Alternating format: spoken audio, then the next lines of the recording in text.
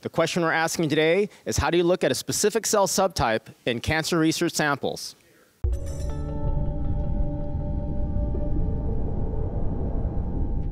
Dr. Rosenberg, I really enjoyed your talk this afternoon.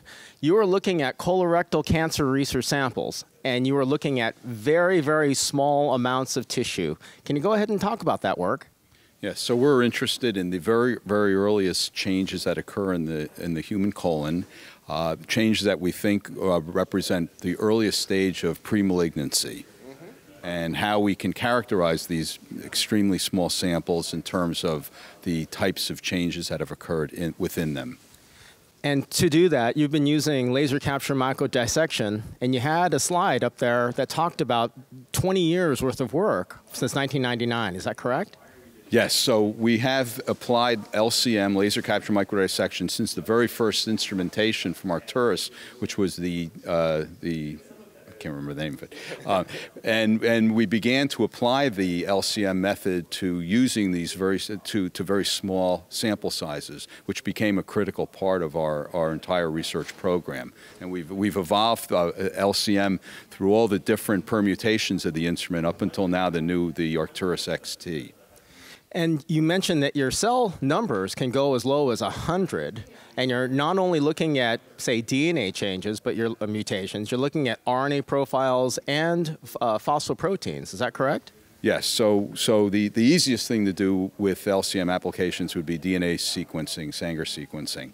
More challenging is RNA expression profiling, and then the most difficult application would be looking at post-translational modifications involving phosphorylation of key signaling proteins.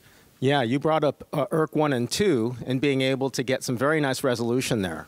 Yes, so taking LCM samples in as few as 100 cells, isolating protein lysates and applying those samples to a nanofluidics method, we were able to actually completely define the status of ERK1 and ERK2 single and double phosphorylation in samples that we knew the oncogenic mutational status of.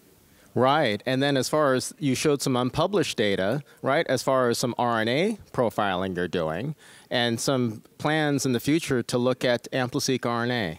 Yes, so we actually have started a project with AmpliSeq, where we're just starting to generate some brand new data looking at the apoptotic panel of 267 apoptotic changes that we're looking at now to figure out whether they correlate with histological changes as well as DNA sequence changes.